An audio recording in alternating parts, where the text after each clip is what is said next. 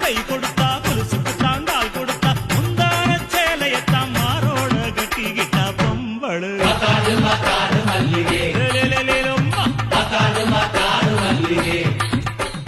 பொருத்தனைத்தான் கழட்டி விட்டா ஒருத்தனைத்தான் கட்டி விட்டா ஒருத்தனைத்தான் கையோட வச்சுக்கிட்டா பொம்பளை யாரது